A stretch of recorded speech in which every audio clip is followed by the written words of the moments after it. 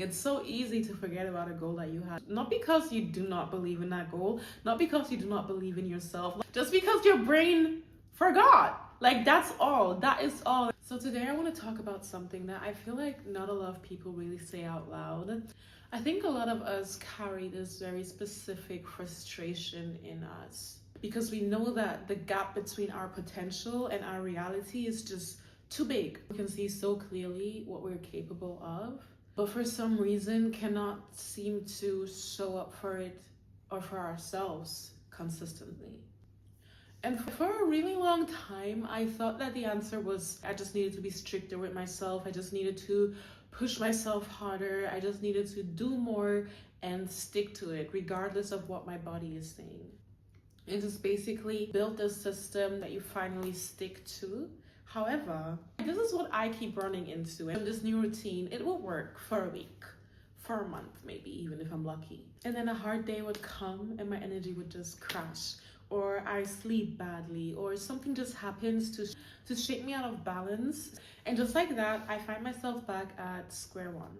And then the part that was so much harder than falling off and finding yourself back in the beginning, it's that little tiny voice in your head that's kind of like trying to tell you that maybe you are just not meant for big things in life. Maybe you just do not deserve these things because you do not know how to stay consistent.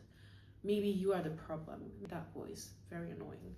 Like, I would have my phases where it's like, yeah, I'm locking in, I'm doing this, but then I would fall off and then the voice would just come back and it would just like reinforce that subconscious belief that I already had, that's like, maybe I am just not a person who knows how to be consistent and who maybe just doesn't deserve the life that they're trying to build, right? And now what I'm trying to say with this is that every to-do list I would set up, every productivity system I would try to follow, I tried. But the problem with those systems and routines is that they expect you to be on the same level every single day.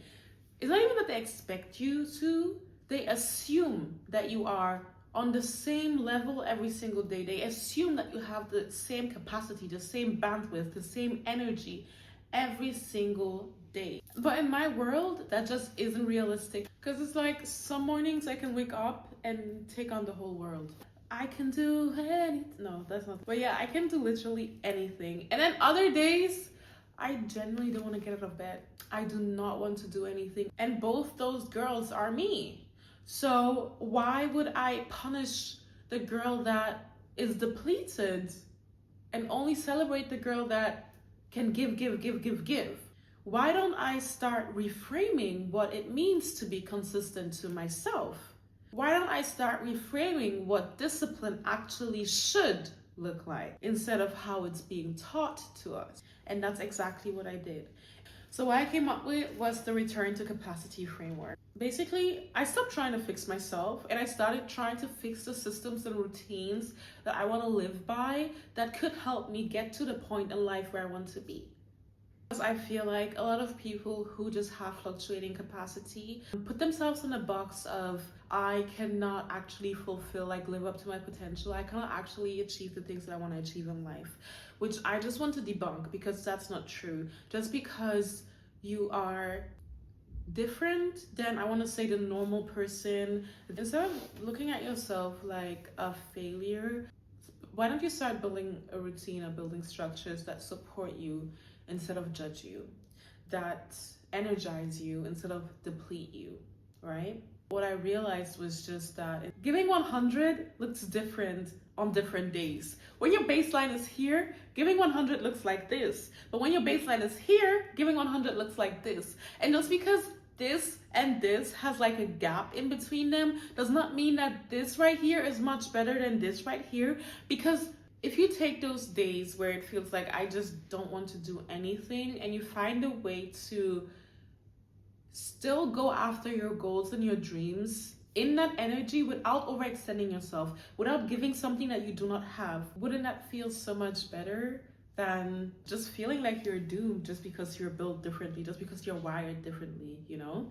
I really hope that if you are somebody, I don't know if it's a little ADHD, I don't know if it's like burnout, I don't know if it's just you in general, I hope you could take something from this and like judge yourself a little less.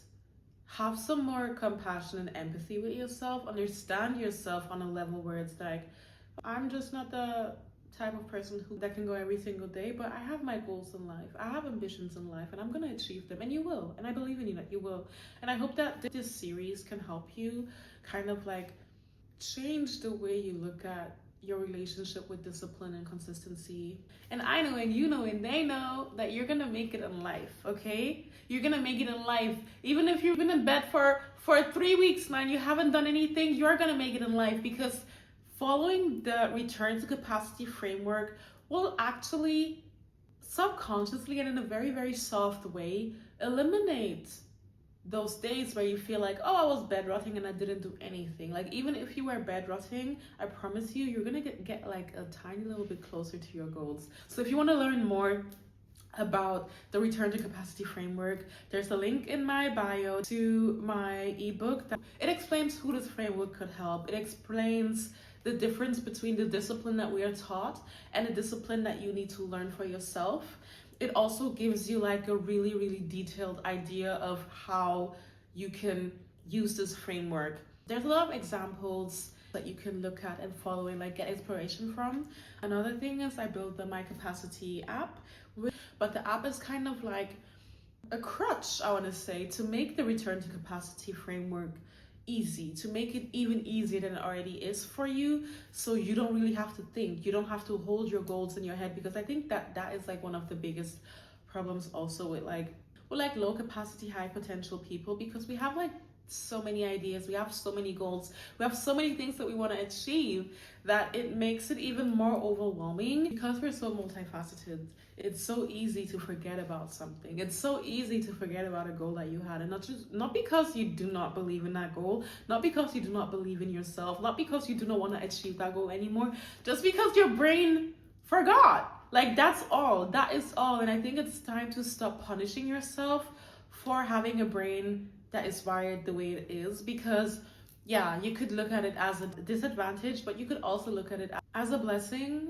because your brain produces so much gold. If that once you found a way to like organize that and keep track of everything that's going on here, you are going to build such a beautiful life. Like, I don't think you realize how good your life will get once you start working with your energy and with your capacity instead of against it, and trying to bend to systems that were never ever made for you, that never ever considered somebody like you when they were created.